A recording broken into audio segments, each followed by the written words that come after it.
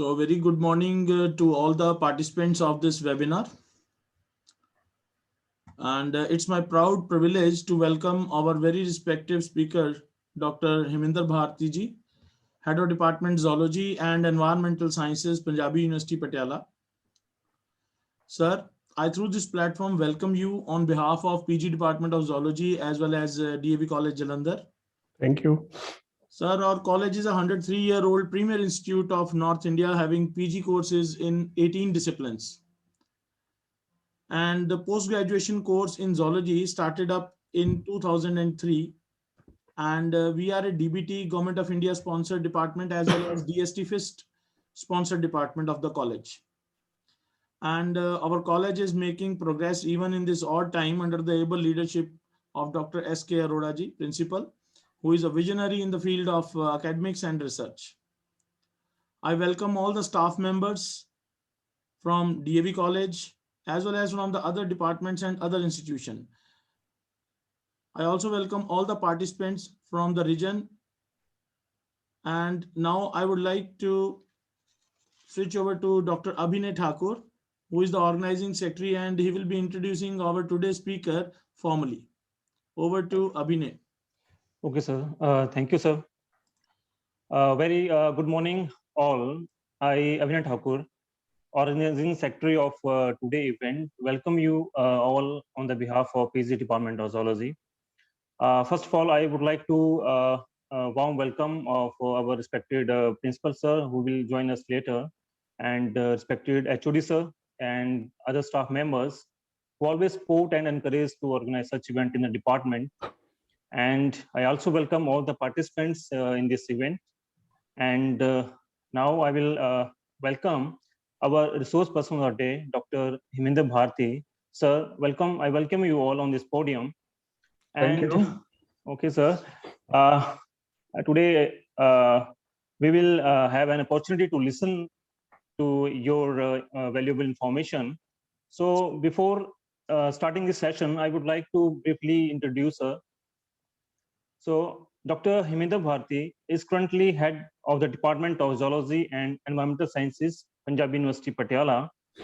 And he is an evolutionary biologist with keen interest in insect systematics, phylogeography, species pattern, phylogenetics, ecology, and conservation biology. He is widely traveled and has delivered invited talks and lectures at many international fora. And he has distinction in visiting Nature History Museum, London, and other natural history museum in Southeast Asia. Dr. Bharti has been nominated as Fellow of prestigious Royal Entomological Society, London, and has also been conferred with Distinguished Taxonomist Award by T.C. Narendran Trust for Animal Taxonomy. So he has also visited Himalayan regions, Western Ghat, and tropical forests of Southeast Asia, and exploring the intricacies of wonderful world of ants. He is credited with the discovery of more than 100 new species of ants, and in addition to a number of new records. His findings include endemic and red list species, and Dr. Bharti has published more than 100 such papers till date, and his ventures have throughout been sponsored by various national funding agencies like DBT, DST, Ministry of Environmental and Forest, and ICR, etc. He has already completed 10 major research projects funded by various agencies, and presently he is working on 2 major research projects sponsored by DST and MOEF, respectively. As a resource for the country, he has guided 8 MPhil and 15 PhD students. As an internationally accomplished scientist, Dr. Bharti is involved in Discover Life Project, Harvard University, Global Ant Project, Formicidae, Barcode of Life, Global Project on Ant Genomics, Encyclopedia of Life, AntWiki, and Web Project, that is California Academy of Science, for red listing of Asian ants. Dr. Bharti is also involved with UCN, that is International Union for Conservation of Nature and Natural Resources. At present, He happens to be president of International Network for Study of Ants and IUSSI, that is International Union for Study of Social Insects. Indian chapters. He is on the editorial board of various international journals and chief editor of journal Health Years.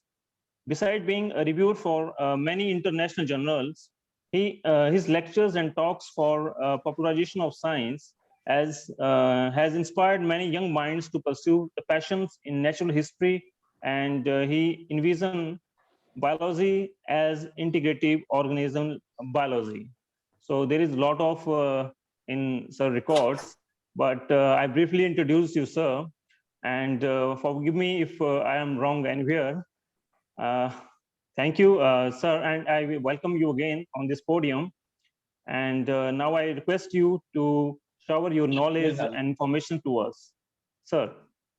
Thank you, Dr. Abhinay. So thank you for the nice words, and by doing so, you have pushed me into a zone of high performance anxiety. Thank you, sir. So let me share my screen.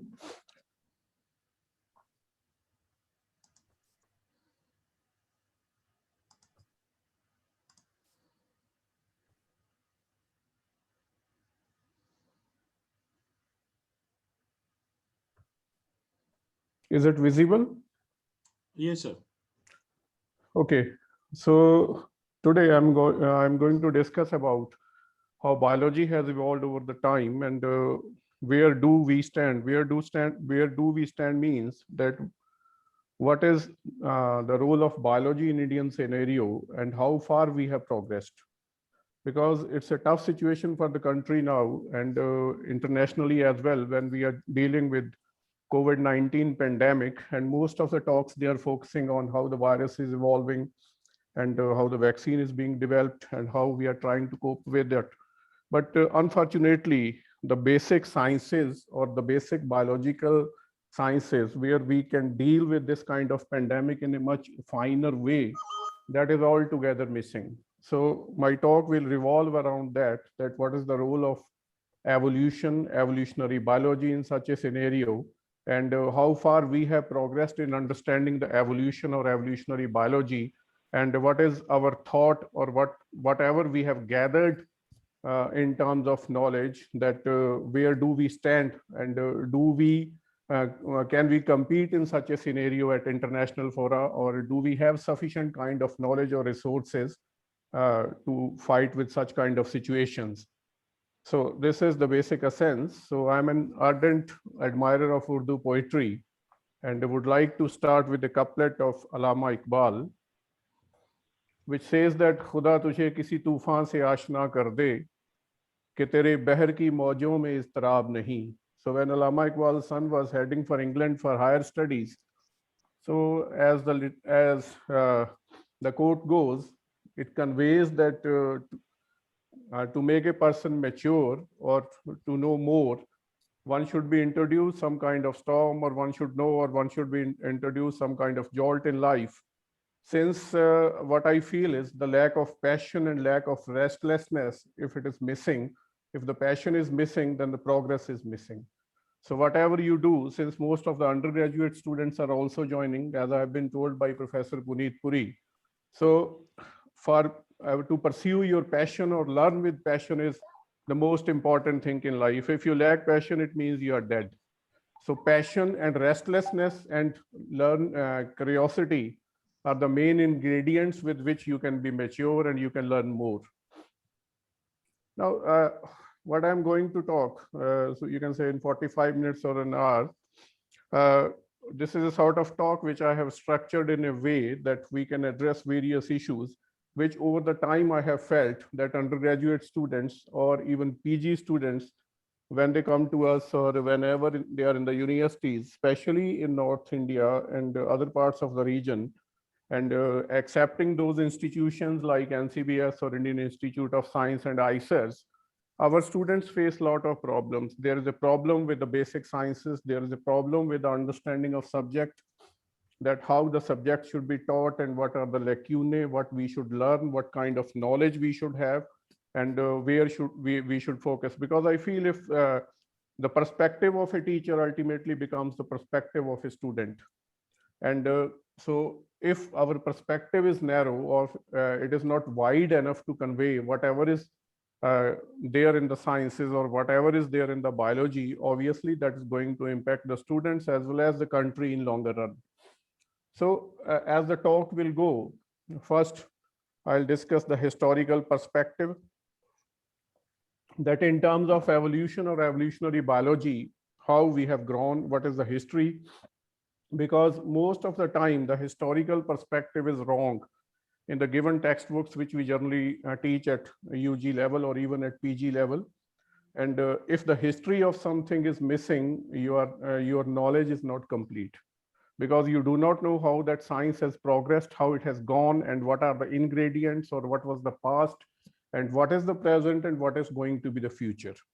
Then second, the idea of common descent, which influences the modern taxonomy as well as the current biodiversity studies, that is the idea of common descent. I'll discuss it later.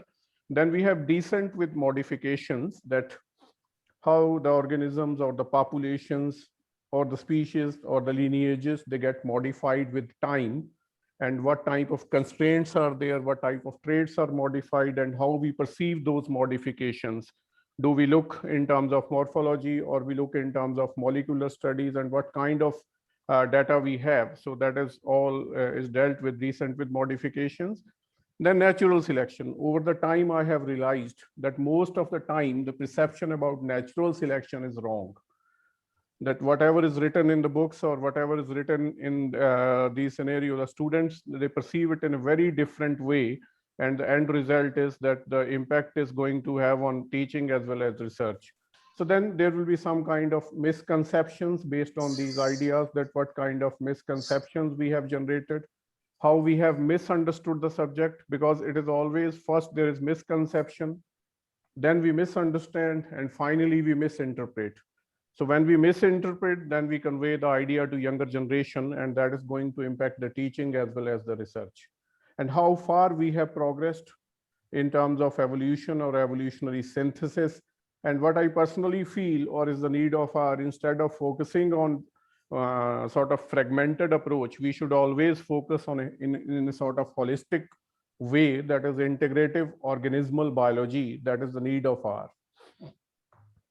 Now, how this all started, everyone about you is aware. That is not going to be the point over here. That it all started with Charles Robert Darwin, an English naturalist, and another guy, Alfred Russel Wallace. Both came up with the idea of natural selection, and both came up with the idea of natural history, that how the populations evolve, how they change with time, and what kind of impact they have with respect to environment. But the unfortunate part of this is, like, as you know, that the Nobel Prize for DNA, double helical structure of DNA, most of the time we read in books that was given to Watson and Crick in 1962, although that was published in 1953. And the unfortunate part is that the Nobel Prize was given to three persons, Watson, Crick, and Willikens. Willikens was heading the lab where the X-ray diffraction photograph of DNA was taken. But most of the time, our books or our teachers or our students focus, if you ask them, the answer would be Watson and Crick in 1962. So these kind of, you can say, unsung heroes, which are there in science, the unsung actors, we lose them. And when we lose them, we do not discuss them, we do not discuss their contributions, then we lose a lot of information which is buried in the history, and that remains buried. Same thing happened over here. It is normally taught that Charles Robert Darwin proposed the theory of natural selection, but unfortunately it was also jointly proposed by both. And instead of calling it as theory of natural selection by Darwin Wallace, we mostly call it as Darwin's theory of natural selection, although the idea of natural selection, the idea of evolution, was also conceived by Alfred Russel Wallace at the very same time.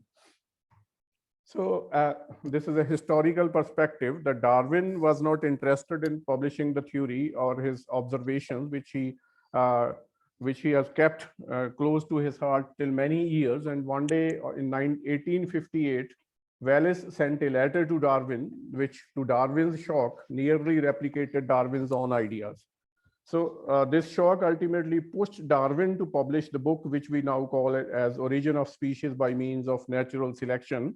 And that was published in 1859. And the joint paper of both was read on 1st of July, 1858 in Linnean Society of London. So these ideas, they got together, and finally we got one of the most exhaustive and one of the most compelling theories of evolution, which we call as theory of natural selection. Now, these are some of the misconceptions, or these are some of the ideas which we generally misunderstand in terms of evolution. Now, first is natural selection. I'll discuss it in detail, that how we perceive natural selection. And second is survival of fittest, that how we perceive survival of the fittest, because the idea was coined by Herbert Spencer at a time when England has colonized most of the world. So instead of in terms of population genetics or in terms of fitness of genes, it was perceived that one might is right, because at that time England has colonized more rest of the world, and they thought might is right. So same idea or same perception was pushed into this theory, and the phrase was taken up by Darwin from Herbert Spencer as survival of the fittest, in terms of the strong the individual, the more fit is. Then descent with modifications. Then when we talk in terms of descent with modifications, we generally think that these populations or individuals, they get modified with time, and we get the generations with modifications. Now, what is natural selection? We generally perceive, most of the time, we generally perceive that natural selection is a guiding hand, that it is the natural selection which is pursuing everything, which is forcing everything to go in a particular direction. So it's a process. It's not a sort of guiding hand which is forcing the individuals or the populations in a particular direction. It has no direction. It is a simple result of variation, that if you have the variations, those variations, they are sort of props, or they are sort of raw material for selection to act upon.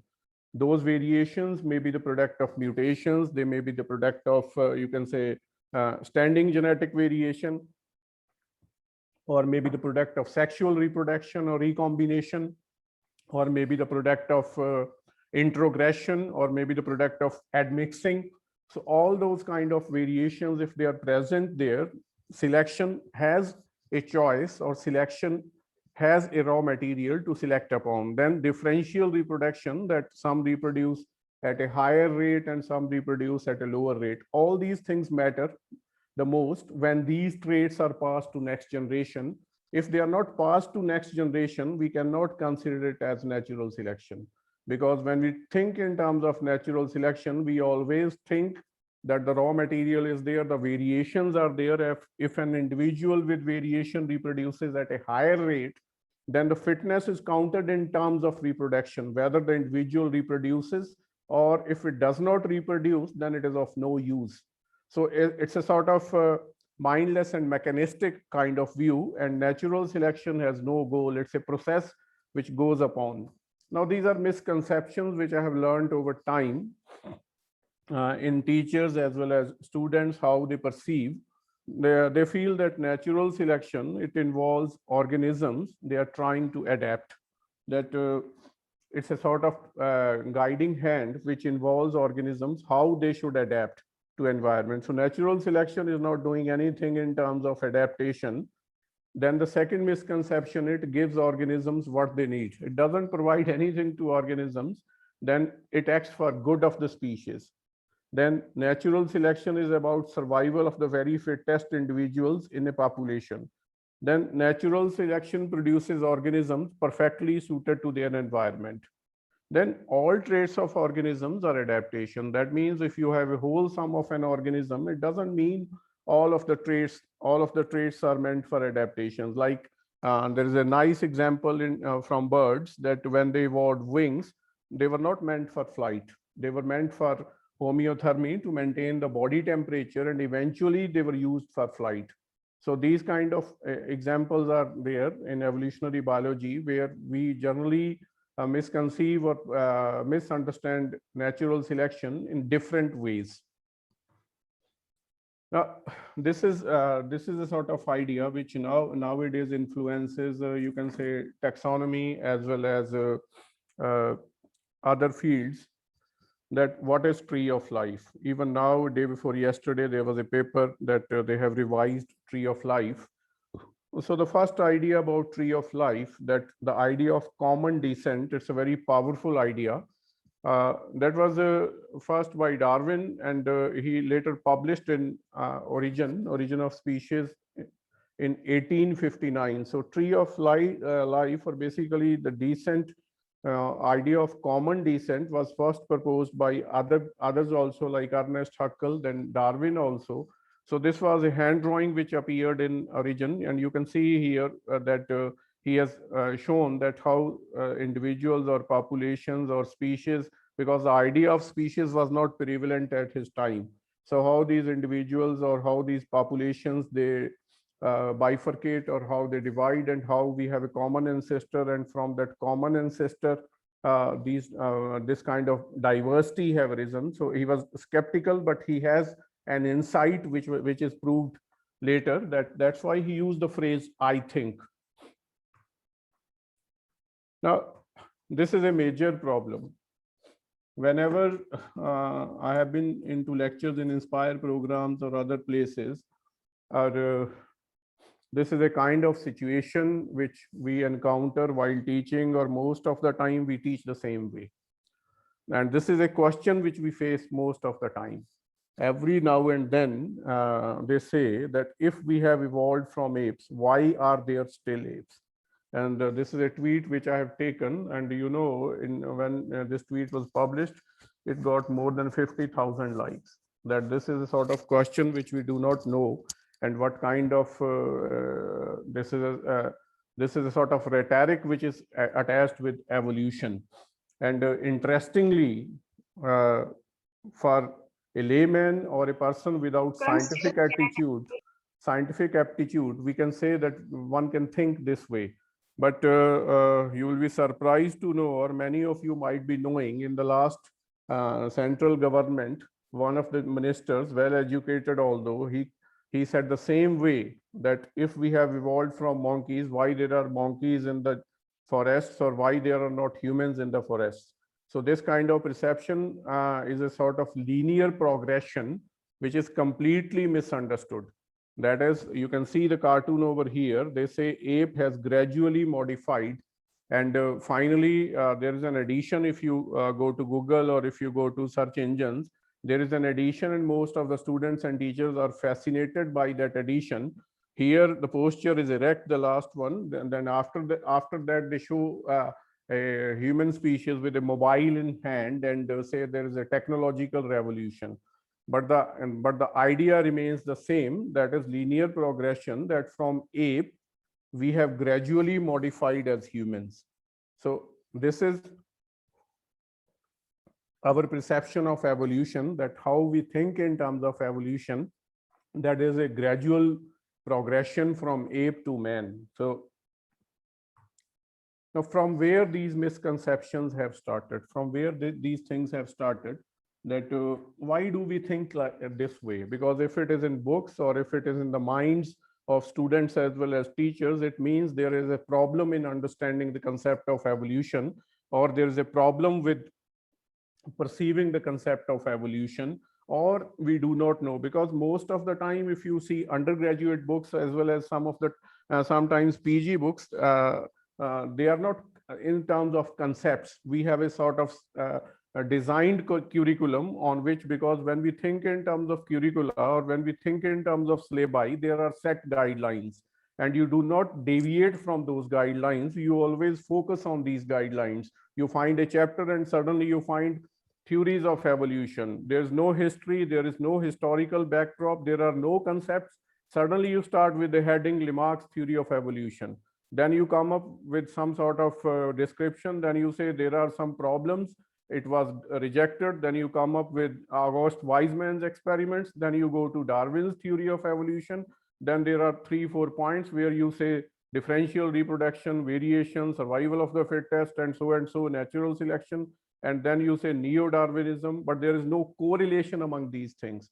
So this kind of correlation is most important, because whenever I teach students and whatever I feel, we divide biology into compartments. We have a fragmented approach. We say botany, we say zoology, we say biotechnology, we say molecular biology. Why don't we treat biology as a whole? Because if you see books of some prominent authors, you can see that if you are looking at developmental biology, they won't start, if it is prescribed to a zoology student, they won't start it with sort of life cycle of human beings or life cycle of some animal. They will start it with volvox, they will come with cellular slime modes, then they will come with chlamydomonas, then they will come with eulothrix, then acellular, cellular slime modes, and eventually they will end up with higher organisms. So this kind of correlation is entirely missing. And when this kind of correlation is missing in our books or in our teaching, then obviously these kind of misconceptions are bound to arise. Now, the first misconception was Ernest Haeckel. He produced a tree that was like Darwin, after Darwin, 1866. And if you look at the tree, it has a trunk but minimal branches. So what an impression this tree gives to a you can say student or a teacher, that we generally say, most of the time we say, this started with Aristotle, that evolution is a sort of evolutionary history, or evolution is a sort of ladder of progress. Ladder of progress means it's a gradual steps which we are following, and this all started with Aristotle's Scala Naturae view of life, and this continued up to Haeckel and later with Linnaeus. So here what we presume, or most of the time we presume in our teaching, that an extant amoeba species is ancestral to humans. Like I stated in my earlier slide, we presume that apes are ancestral to humans. Same way we perceive an extant amoeba species, it has gradually become multicellular, and slowly it has given rise to higher organisms. And similarly, we think that extant amphibians are ancestral to snakes. So this kind of thinking, or this kind of perception, if we keep on pursuing, or if we keep on processing it, obviously it will impact the teaching as well as the research. Like I said earlier, that in a COVID-19 situation, when it started last year, nobody thought that it could mutate. Then suddenly we had the mutants. Then we started thinking of antigenic drift, that there is an antigenic drift in the virus. Now we say there is mutant 1, there is mutant 4, there is mutant 5. Where is the lacuna? Because we do not have sufficient institutes or sufficient resources. We have the resources or institutes now. We are looking at the genome, but we are not able to understand why it is evolving. What are the reasons which are forcing this kind of evolution? Now we know, we generally discover there is a mutant, fine. Now the next question is whether the vaccine will work against this mutant or not, fine. Then you think this is sort of arms race. Virus is mutating, and you are also trying to cope with it with the help of design of vaccines. This kind of situation, but the basic understanding or the basic thinking that what are the factors which are leading to evolution and why it is evolving, what kind of environmental factors are there, what kind of situation is there, what kind of reasons are there for this kind of mutability, that is entirely missing. Now, we call Carl Linnaeus and as a father of taxonomy. And if you start reading taxonomy books, or you can say taxonomy literature, the first question we generally ask our students, who is the father of taxonomy? And generally the answer is Carl von Linnaeus. Fine. He was the person who gave the binomial nomenclature for the first time, and he came up, although there were few contributions of Aristotle also, binomial nomenclature. Then he started with scientific classification, then a hierarchical classification system, and father of we call him as father of modern taxonomy. Now, if you go to the books, you will suddenly find there is a chapter, if I correctly remember, systematics in undergraduate books, either +2 level or in BSc, and that goes even up to MSc or post graduation. And if you start with that chapter, you suddenly find systematics, and then there's a whole sum of paragraph on Carl von Linnaeus that was in 1758, 1759. His first book was published, and that was the binomial nomenclature, how it started, how we started working on that. And then we come up with the different kind of ideas. Then suddenly we come up with this kind of situation which we generally face, and then we ask student how many obligate categories are there. Then the answer is 7, because there are set defined rules that kingdom, phylum, class, order, family, genus, species, that is a kind of hierarchical classification, or that is a kind of classification most of the time we follow and most of the time we write. Now, what is my problem with this is, or what is the problem of biology or science with this? It is good to have a classification. It is good to have a sort of idea that how these, how the things are organized. But Linnaeus' idea predates the origin. That means predates the origin of species that was published by Darwin. It got published in 1859, and this idea appeared in 1759. Because the first edition which Linnaeus published, that was in 1735, in which he placed whales among fishes based on their similarities, habitat similarity, or maybe based on some sort of morphological similarity. So there were a lot of misclassifications at that point of time. So this kind of classification or this kind of thinking does not reflect the natural relationships, that how the organisms are naturally organized, how they are related with one another, and what kind of characters are there on the basis of which this kind of classification should.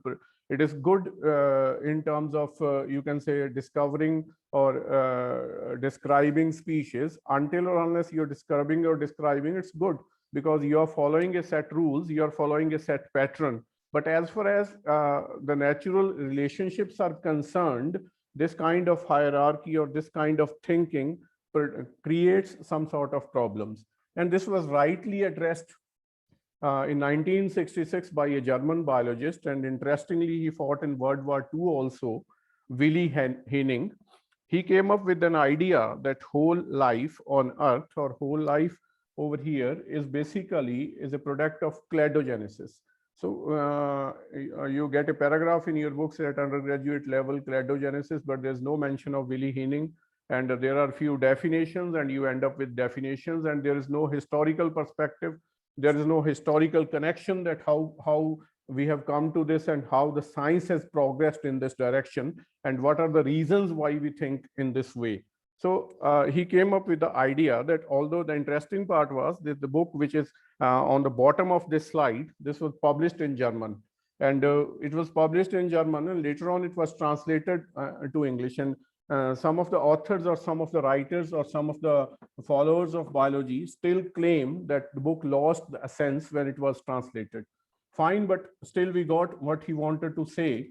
He said that whole of the life is a product of cladogenesis. That means splitting and branching, and there is an ancestor from which different organisms or different sort of lineages, or we can say species, they have originated, and somehow we are related to one another. If I say we are related to amoeba, yes. We are related to sponges, yes. Somehow we are related to one another because there is a common ancestor, although it could be that to some we are distantly related and to some we are closely related. Like if I say we are closely related to chimpanzee and we are distantly related to amoeba, so that is the main essence of this. So he came up with the idea of cladogenesis, that organisms should be classified on the basis of branching, or on the basis of their ancestral history, on the basis of their relationships, what we call as natural relationships. Now, if you look at the slide which was there earlier,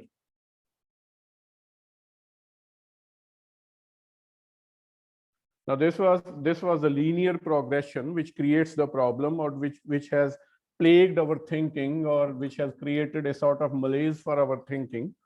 Now, how it should be perceived?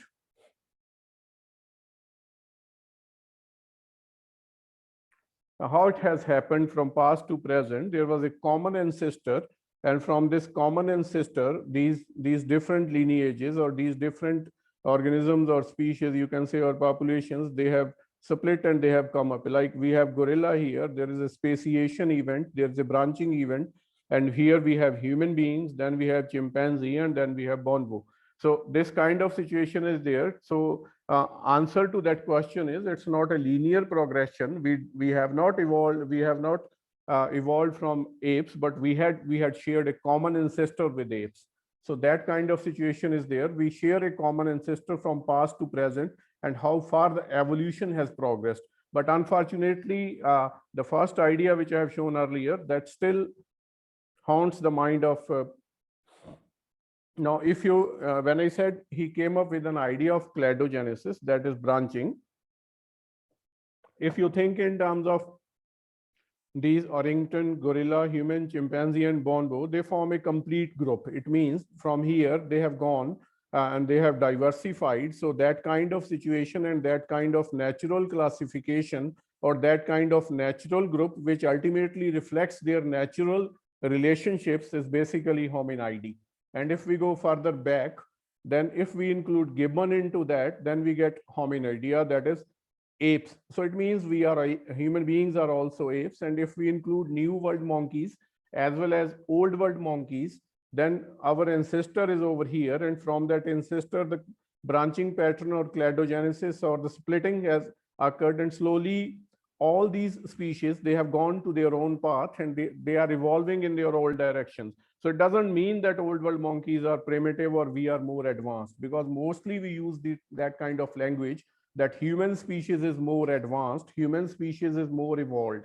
So that is not the situation. We have diversified, or we have split at different times, and at different times rates of evolution are different for different organisms. So when rates of evolution are different for different organisms, it means they evolve at different rates, and their response or their results are entirely different. And as I said earlier, still we face a lot of problems. Like if you open those books up to even MSc level or postgraduate level, you will find first you will come up with Pisces, then you will come up with amphibians, then you will come up with reptiles, then you will come up with aves, and then you come up with mammals. So this kind of classification we still promote, or we still say this kind of classification is correct, but this is wrong. Reptilia as a group is not natural.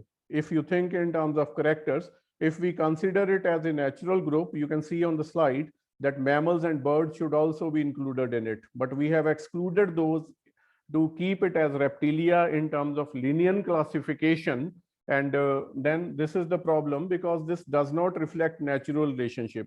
And if we do not know that it does not reflect natural relationship, what we are going to tell the students?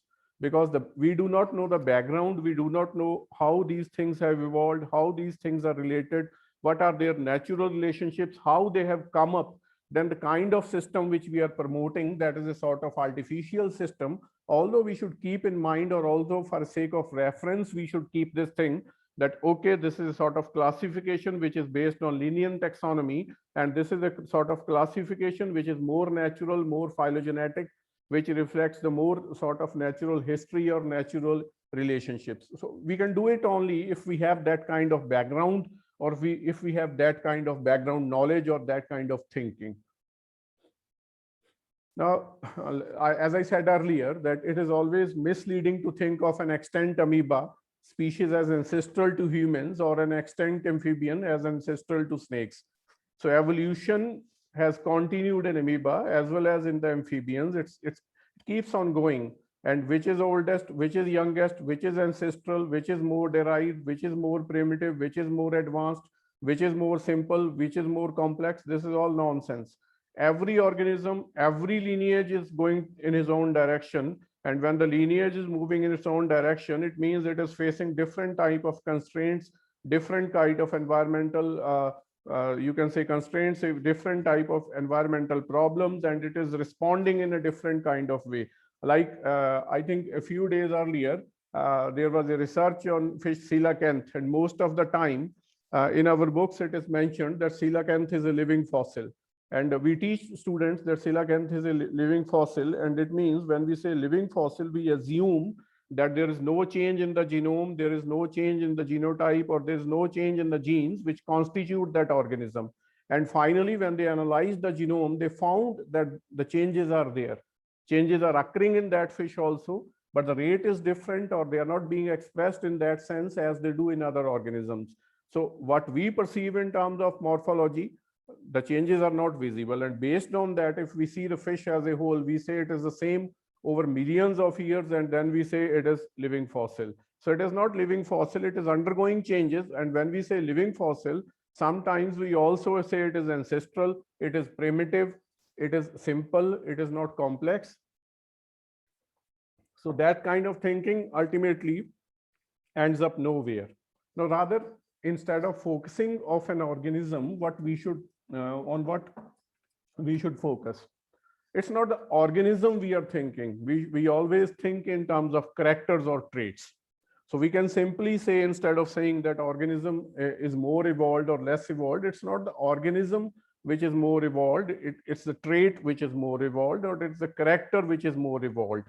And how that character and how that trait might look in the ancestor, how it was ancestor, and how it got modified with time, how many changes it has gone with time, and what characters are there at present, and what are undergoing changes, and what are facing trade-offs, or what we can say, what are facing some constraints that they are not evolving. So coming to the second part of my talk, the first was dealing with linear taxonomy and how far we have progressed and how it has influenced in our thinking, and how we need to think in a different way. Now, the second part is that when Darwin proposed the theory, this is also quite pertinent. When I will conclude, you will come to know that why I have included all this kind of stuff. So as far as modern evolutionary synthesis is concerned, we generally see in books neo-Darwinism. So we come up with an idea, neo-Darwinism. Then sometimes we say modern evolutionary synthesis. So what is modern evolutionary synthesis or neo-Darwinism? Because the idea of natural selection and the idea of common descent was so powerful. I think in the history of mankind, Darwin's book of Origin of Species is the best monument which ever has been produced. So in terms of Darwinian thinking, modern evolutionary synthesis, the problem with Darwin was, he said there are variations, there is selection which is looking for those variations, they act as raw material. The problem was that there was no backup from the genetics, because as all of you know, that at point of time, Darwin almost overshadowed Mendel.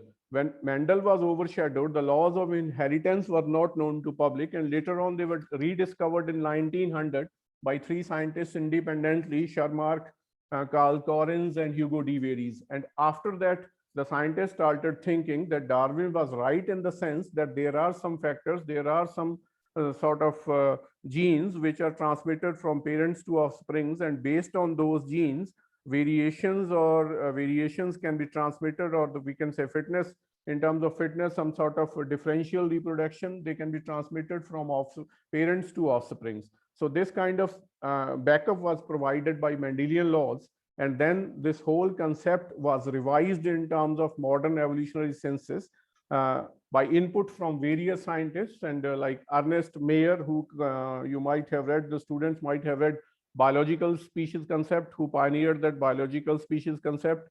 Then Sewell Wright, for whom you read Genetic Drift and Sewell Wright effect. Then Ronald Fisher, most of the time we use in research ANOVA, analysis of variance. He was a statistician in England and worked a lot on population genetics. And most of the time you asked, name a scientist who settled in India, that is JBS Haldane.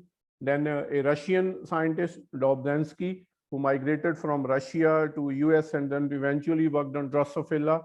Then we have Junial Huxley, then Gaylord Simpson, mostly worked on plantiology, fossils, and G.L. Stebbins, who worked on plants, and mostly his work is related to polyploidy. So they came up with an idea that everything should be combined, genes should be combined, population thinking, level thinking should be there, and then Darwinian natural selection should be there, and all those factors combined together they lead to evolution, or they lead to in terms of evolutionary thinking, or that was proposed as evolutionary synthesis. But that is not my prerogative to discuss it over here. But the purpose or the basic essence of this modern evolutionary synthesis was that they provided that phenotype has direct link to genotype. That is, as you know already, the students know that phenotype is a physical or morphological manifestation of genotype. So they directly linked genotype with phenotype, that whatever is there in genes, that is expressed in terms of phenotype mostly. And they said that they provided the genic relationship between genotype as well as phenotype, that whatever is transmitted from generation to generation, that is expressed in phenotype, and whatever we visualize, that is in terms of phenotype. So the basic essence was that is sort of genic thinking. But at that point of time, there was a scientist, Waddington, British embryologist. He did some experiments with Drosophila, and he came up with, you can say, alarming results. And he said that, okay, fine, there are genes, whatever is written in or coded in genes, that is expressed in phenotype. Agreed, it happens this way because you people have correlated genes with phenotype. That is agreeable, that is fine. But whatever he found based on experiments, he said that there is something else which works during the expression of genes, and that also modulates, or that also changes the phenotype. So his ideas, first when he proposed these ideas, they thought that Waddington is supporting Lamarckism, because as you know, Lamarck said that whatever we develop during our lifetime, that is transmitted. So same thing, same idea, he thought that it is the same idea which is being promoted by Waddington. But Waddington was hardcore Darwinian man, and he said, no, it is not like that. It is, what I am trying to say is, genes are there, the coded information is as such, but when there is a sort of development, there are different kind of expressions. Now we know at present transcriptomes, we call them as transcriptomes, or we know that how genes are regulated or how their expression is regulated. So that kind of expression for the first time was proposed by Waddington, and now we know that science as epigenetics. So the term epigenetics was coined by Waddington, and epigenetics means above genetics. That is something which works above the level of genes. So, and he also said that there are certain traits which do not get modified by this kind of modification, or by this kind of gene expression. And the best example, you can say 5 fingers in human hand. So that is a sort of trait which rarely gets modified with respect to environment. Although we know there is sort of incomplete and complete penetrance that is related to genes, but this trait cannot be modified with the help of regulation of gene expression or change in gene expression if a person has inherited the genes for 5 fingers. So that kind of situation is there. This is known as genetic robustness or canalization, that the traits which do not get modified with respect to environment, they are called canalized traits. Suppose you have populations of 2 insects and you put them into different environments, and those populations, their behavior, their physiology does not undergo change, and they remain the same in a different kind of environments. So we would say that those populations are canalized. They do not undergo changes with respect to change in environment. Then in 1972, there was an uproar, and these 2 scientists, Stephen Jay Gould and Niles Eldredge, Gould died of cancer in 2003, but Eldredge is still alive. So they came up with an idea that is punctuated equilibrium. So as we know in English, punctuation is when we stop a sentence somewhere, or we want that it should be, there should be a pause somewhere, or there should be some sort of gap before we speak further. So this punctuated equilibrium, theory of punctuated equilibrium, and I was pained to see in books that it is rarely addressed. Although we do not agree with the idea of Stephen Jay Gould and Niles Eldredge, but it has some relevance in terms of history. So Stephen Jay Gould and Niles Eldredge, when they proposed this theory, the impact of this theory was so huge in 1972. Then when the paper appeared in a journal, then what happened? British Broadcasting Service, BBC, which was a prominent broadcasting service at that point of time, they stopped the broadcast in between, and the announcer announced that a new theory for evolution has been proposed, which refutes Darwin's theory of evolution, and they named it as punctuated equilibria. So that was the impact at that time. So what they said, that lineages or species or populations, they remain in a period of stasis. Period of stasis means in a period of no change, and suddenly they split. That there is a maximum period of no change or stasis, then suddenly those species, they split into two populations, they split or eventually get differentiated, they get diverged and become new species. And this they reported in fossils, and this is known as stasis. But this was quite opposite to what Darwin said, that there is a gradual speciation, that slowly populations, they have variations, they evolve to, and they evolve in response to environment, and then they are, some of the traits are selected, then slowly the evolution occurs. But here they said that most of the time there is a stasis, there is a stoppage, and suddenly the populations, they diverge. So there was a sort of miscalculation on Stephen Jay Gould and Niles Eldredge, because they worked with fossils, and when they proposed this theory, whenever you work with fossils, you do not get whole of the fossil series, and based on that, it is always difficult to make some generalizations until you get the whole of the fossil record. Now, as I said earlier, that epigenetics. So this is some sort of a beautiful example from my field where I work on ants, that whenever a female or the queen lays eggs, the genome is same. That means the same type of genes are present in all the eggs. That is, if you look at genes at that point of time, the coded information is almost same, the nucleotides are the same, the pattern is same, but with the period of time, some of the you can say larvae or some of the eggs, they develop into major workers, some they develop into queens, some they develop into males. So from one genotype or from one genome, we have different sort of expressions. And when we have different sort of expressions, so our theory or our thinking about that whatever is in genes is expressed in phenotypes is a little bit challenged, in the sense that there is something else which plays a role in between. And that something else is basically epigenetics. So that is being influenced. That means genes expression or genes regulation is guided or influenced by some sort of other chemicals. I won't go into details. For example, there is histone modification, there's DNA methylation. So all those factors eventually influence the genotype, and then that leads to type of different sort of expressions. Now, this is a nice book if the students or teachers can go through this. Mary Jane Westford, she worked a lot on developmental plasticity, and she refuted or she challenged the idea what we teach in, I discussed earlier, modern evolutionary synthesis. She said that you always ignore development in terms of evolution. The phenotype which is available to selection, whenever we think that this organism is more fit or this organism is more viable or more you can say fit to environment. So that is, she said that development has to play a major role in the formation of that phenotype.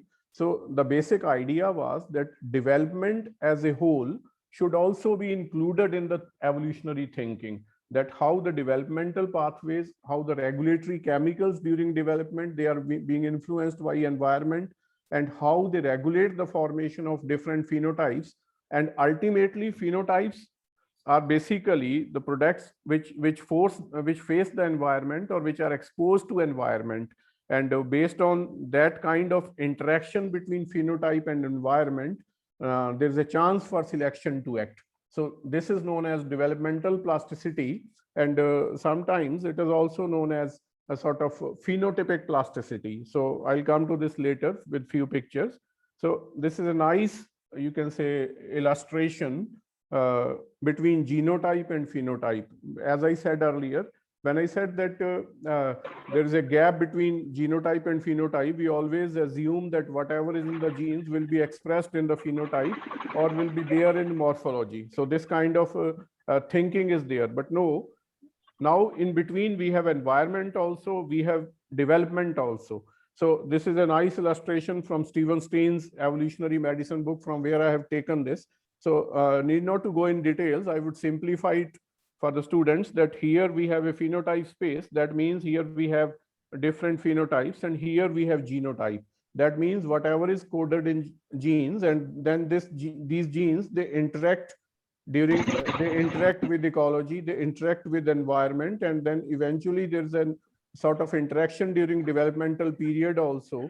So out of that interaction, we get the phenotypes. That means directly from genes to phenotype is not the story. That whenever we have some genes in gametes like sperm or egg, then finally those genes are there in zygote or spore, that they are acted upon by ecology, they are acted upon by environment, behavior, then there is an influence of development, and finally we get the phenotype.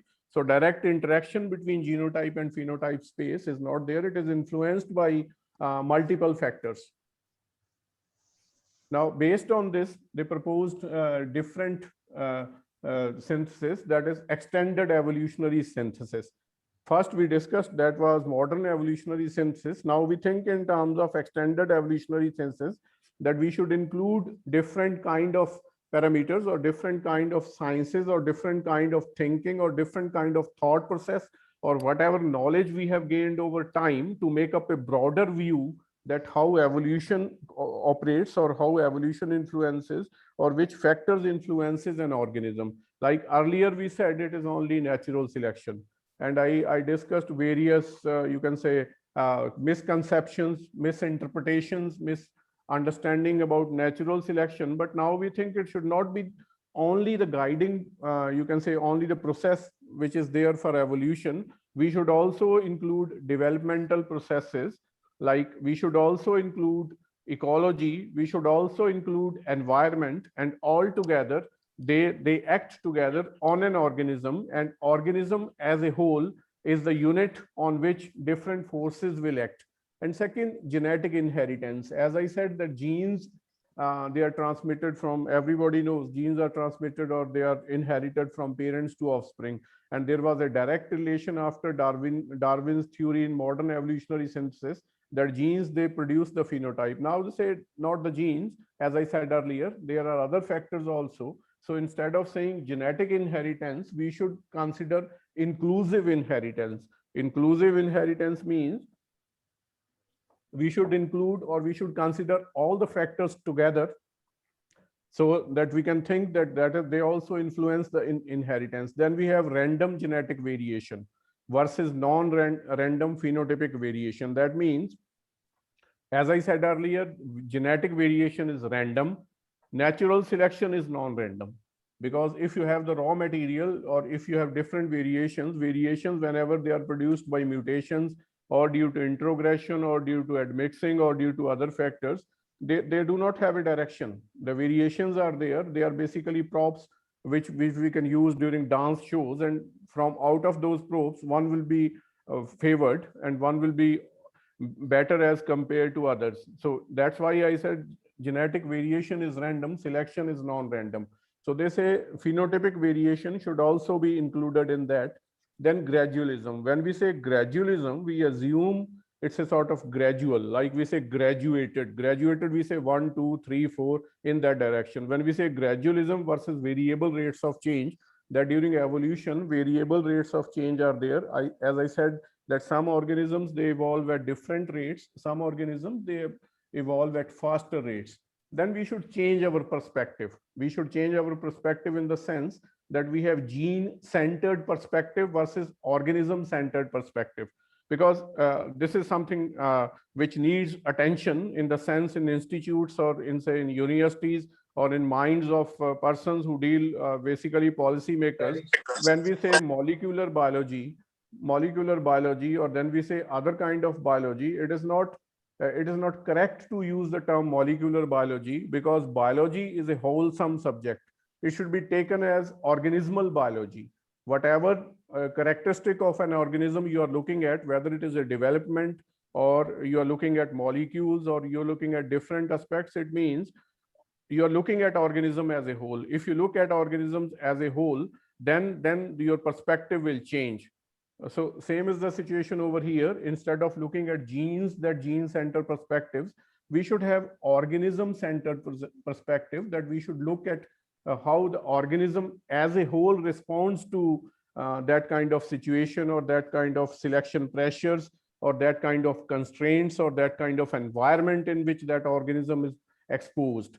Then macroevolution by microevolution. Again, these definitions are there. If you suddenly ask a student of even graduation or post-graduation, if you ask the definition of macroevolution, the immediate answer would be formation of higher phyla. That is adaptive radiation of those phyla like kingdom, phylum, and if kingdom and phylum are produced or kingdom or phyla are produced, then it is macroevolution. Then if it occurs at species level, this is microevolution. So this is another misconception. If evolution occurs at a larger scale or influences those traits or those characters which are going to influence the fitness of that organism in a particular environment, that is macroevolution. If I say I have a macroevolutionary point of view, it means I'm looking evolution at a larger scale. Instead of saying that there's an adaptive radiation, dinosaurs, they got extinct, then mammals, they went diversification, that was a macroevolutionary event. So that is not the situation. And microevolution is basically when it occurs at population level, when we have different kind of populations, and different populations, they respond to different selection pressures, they respond to different environmental factors, and there are changes in allele frequencies from generation to generation, like in undergraduate or postgraduate level, you come up with Hardy-Weinberg law. So you deal with type of allele frequencies, that how those allele frequencies, they change with time. Even when that law is taught, we generally say p square plus q square plus 2pq equal to 1. And when you ask the student what is the purpose of this law, what is the significance of studying this law, nobody knows. That is a null hypothesis, that we assume that it happens in ideal conditions. Fine, it happens in ideal conditions, but we need to know if conditions change, then what would happen. And then the law will tell us which factors have influenced, whether it is mutation or it is gene flow or it is selection which has influenced or which has skewed those frequencies from normal. So we need to think in terms of broader perspective. Now, as I said earlier, phenotypic plasticity. Here you can see there are nice pictures of grasshopper. One phase is gregarious and other is solitary. So species is same, genes are same, nucleotide sequence is same, but we have two different results. So these two different results are response to different environment, or you can say in terms of density crowding experiment. So this kind of situation, this is known as phenotypic plasticity. So it means when same genes were there in the egg, but they have come up with two different phenotypes. When they have come up with two different phenotypes, it means something else has acted upon genes in response to environment. And when something else has acted upon and we have different phenotypes, we call it as phenotypic plasticity. So the purpose of this is that when we think in terms of phenotypic plasticity, it means these two different phenotypes are produced in response to environment. And obviously these two different phenotypes, they are in response to different environment. So they have different kind of fitness in different kind of environment.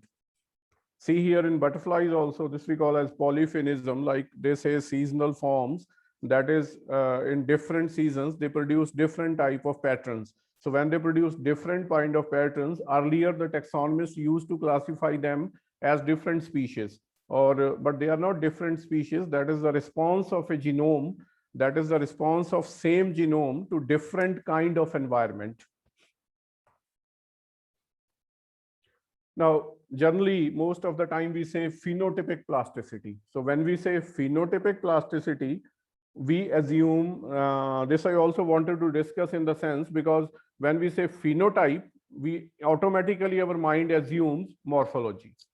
That is morphological stance or morphological appearance or morphological expression or morphological countenance. So that is not the situation. Phenotype plasticity is basically plasticity or variation in morphology, physiology, behavior, or life history in response to changing environmental conditions. So if you say changes in physiology, but no changes in morphology, changes in behavior, changes in life history in response to environment, that is also phenotypic plasticity.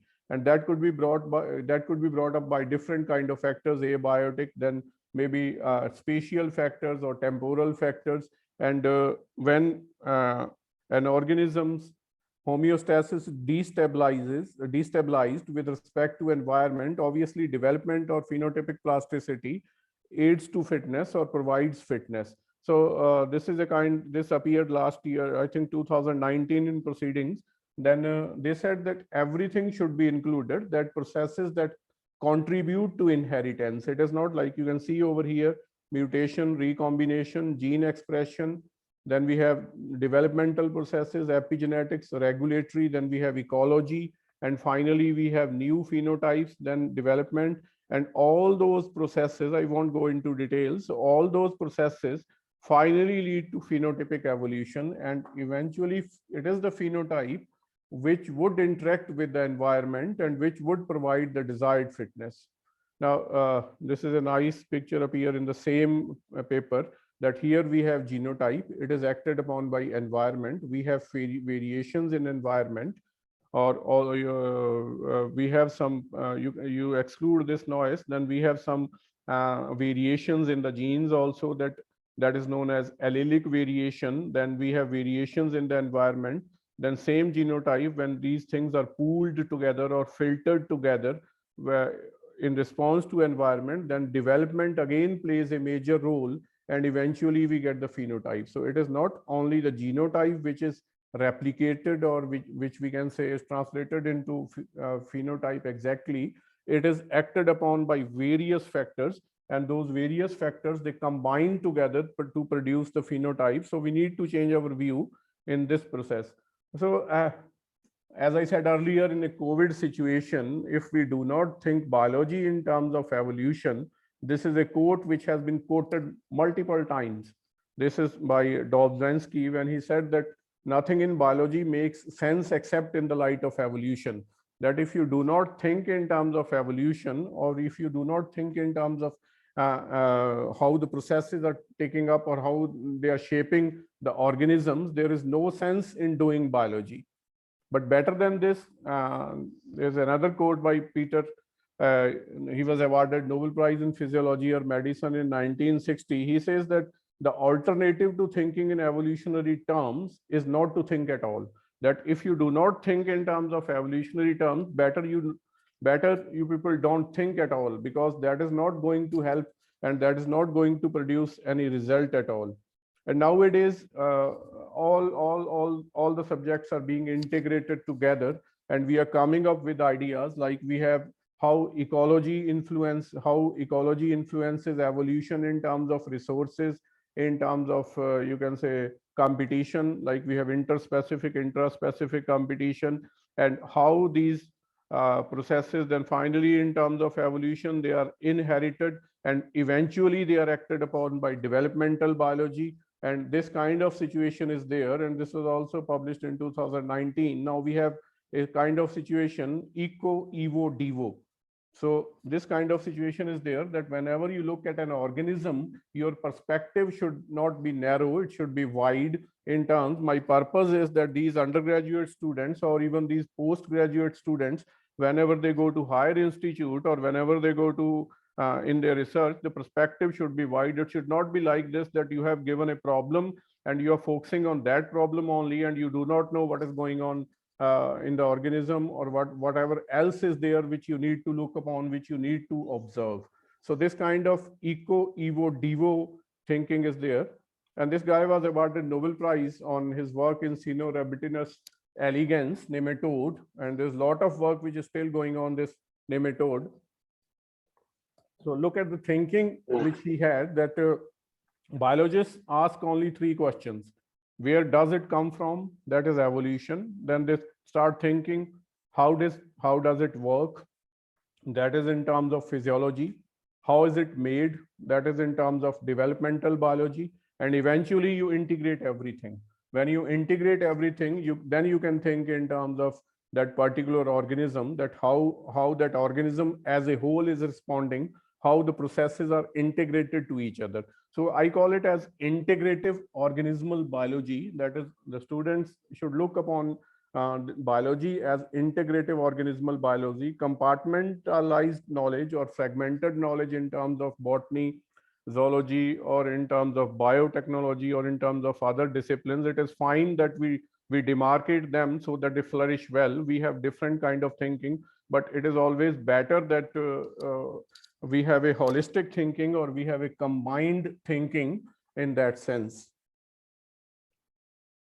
So this was a quote by Stephen Jay Gould. He said, if you replay the tape of life and started all over again, the end result would be very different. So many people have different ideas about this quote, but what I feel is that what he is trying to convey is that the end result would be different because the organisms will be exposed to different kind of selection pressures. If you replay the tape of life, that means if you start it over again, they will be exposed to different kind of pressures, and that would lead to different kind of situation or different kind of endpoints. And let me share one thing with you. I have been a student of DAV College, Jalandhar. I did my pre-medical, and it's a bit nostalgic to deliver a talk over here. So I would like to quote few lines of Sahir Ludhianvi, that "ए सरज़मीने पाक के याराना नेक नाम, बासद खलूस शायरे आवारा का सलाम, ए वादी ए जमील मेरे दिल की धड़कने, आदाब कह रही हैं तेरी बारगाह में, दौरे खिजा में भी तेरी कलियां खिली रहें, ता हश्र ये हसीन फ़ज़ाएं बसी रहें, गाए हैं इस फ़ज़ा में वफ़ाओं के राग भी, नगमाते आतिशी से बिखेरी है आग भी, सरकश बने हैं गीत बगावत के गाए हैं, वर्षों ने निज़ाम के नक्शे बनाए हैं, नगमा निशाते रूह का गाया है बारहा, गीतों में आंसुओं को छुपाया है बारहा." So finally I would say, इस सरजमी पे आज हम एक बार ही सही, दुनिया हमारे नाम से बेजार ही सही, लेकिन हम इन फजाओं के पाले हुए तो हैं. Thank you very much, and if you have any questions, I would love to answer. Thank you very much, sir. So we were not knowing about this fact that you are an alumnus of DAV Jalandhar. I came to know just now only. Okay. So I used to stay in Meherchand Hostel. Yeah, it's there, sir. Yeah, and Professor S.C. Sharma taught me zoology. And Steve Sharma, he's Steve still. Sharma. Ji, Still. And then chemistry Professor S.C. Puri was there. Yes, yes. And I think physics, it was Angi sir. Angi, KL Angi. And KL Angi. Yes, And KL Angi. English, it was I think Professor Bodhraj. Joseph Bodhraj, yes. Yeah. Lala Bodhraj. Yes. Yes. So those were the days when we used to stay there. They were all my teachers also, sir. Okay. And they were so dedicated, because I still remember when Professor Steve Sharma used to teach, he used to get furious if we do not focus, and he would make us stand up and then abuse us that you are not focusing what I'm teaching. He was a wonderful teacher, sir. Yes. Sir, I have a question. Yeah, sure. First of all, thanks for illuminating our minds in the light of evolution on the various concepts. So Okay. I was wondering about one concept, the living fossils, as you told that technically only those organisms which are not changing genetically, so they come. So isn't it that in this way, all the examples we are teaching our students, they are like exceptions? I mean, they are not really living fossils. So, or is there any real example as per the technical definition stands? No, And basically, yeah. and there is one part other also, if there is any like if that stands this technical definition, that isn't everything under natural selection then prone to the change in its genes or genetic makeup? So because evolution is still on. So that's it. So I would answer your question in two different parts. Now, as far as first part is concerned, living fossil, because these definitions have come up maybe when we do not have access to genomes, or when we use not to think in terms of genomes. We used to have look at the morphology or the outer appearance or the phenotype, then we say there is no change. Now, as I put an example of coelacanth, even you can say a couple of weeks earlier, it was thought that it is not undergoing any change. But when they analyzed the genome, then they found there are changes. Now, if we think in terms of evolution, it is not always in terms of those changes which affect the fitness, because there are changes which are undergoing in an organism, but they may not affect fitness. Like there was a theory proposed by neutral theory of evolution, where they said that molecules, or you can say the genetic makeup, it keeps undergoing changes, and those changes, they may not add to the fitness. So when we look in a fitness way, or in terms of fitness, we think in terms of natural selection, because that neutral theory of evolution by Kimura, that was thought as a setback to Darwin's theory of evolution. But now we know that Kimura was right, but it is not a setback to Darwinism. There are some changes which finally do not manifest in terms of fitness. Like you might have heard of synonymous mutations. So if some mutations occur at the level of genomes and the end product is same, which do not influence the fitness, then the change is there, but that change is not recognized. So it means change is there at the level of molecules, but the end product, like if I say in terms of enzymes, what we need, we look at the active site. If there are some changes in amino acids, and those amino acids, if the amino acid is changed, like we have degeneracy in genetic code. So when we say degeneracy in genetic code, it means we have 20 amino acids and we have 61 codons. It means that more than one codon can code for amino acid. So that kind of situation is there. If active site is not hampered, change is there in the amino acid, or change is there in one or two base pairs, but the final product is same. Although the change is there is evolution. It is not influencing, but it is neutral evolution. So it means there are changes which are occurring at the level of organisms. So if they are not manifested in phenotype or in morphology, then we have used this term living fossil. So mostly it is now like cockroach, Periplasma americana, we say it is a living fossil. In crab also we say it is a living fossil. Until or unless these molecules are analyzed in these organisms, then we would see that whether these definitions stand the test of time. Okay, thank you very much, sir. Any other query if anyone is having? Now, before I request our treasurer of Darwin Zoological Society to propose a vote of thanks, I request everyone to kindly switch on their camera so that we can have a screenshot for our Facebook page of Zoology Department, DAV College Jalandhar. I request everyone to kindly switch on their cameras so that we can have a screenshot for our Facebook page. Thank you very much.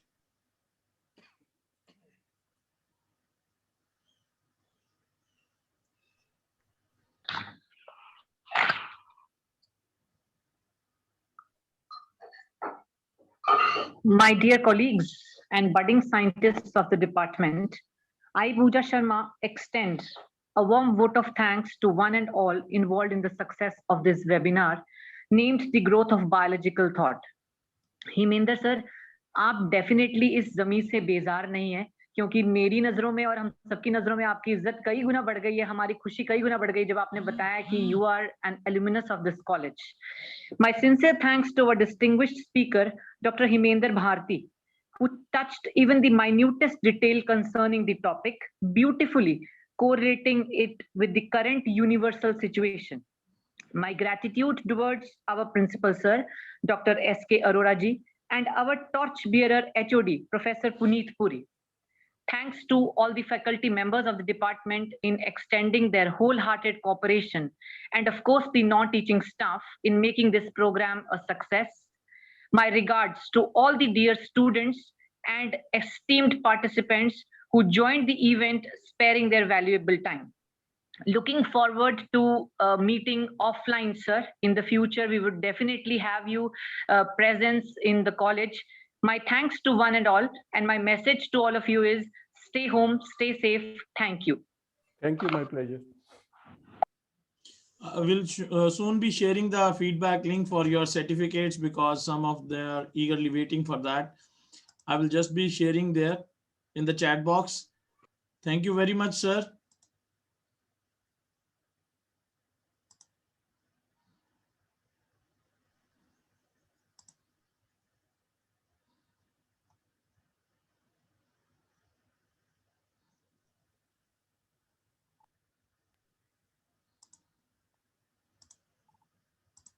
Okay, sir. Thank you so much. Thank you very much. I'm just sharing the feedback. Just wait for it. Okay, sir.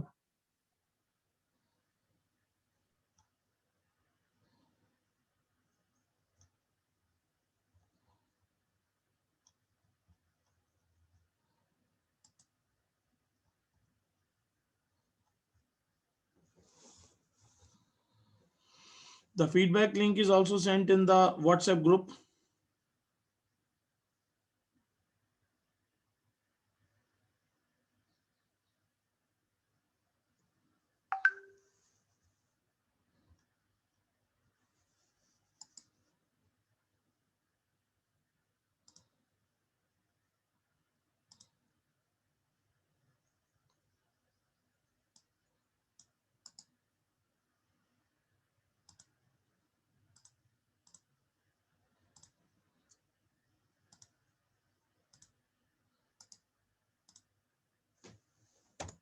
I'd shared it. You can have your certificate from here. Thank you, everyone.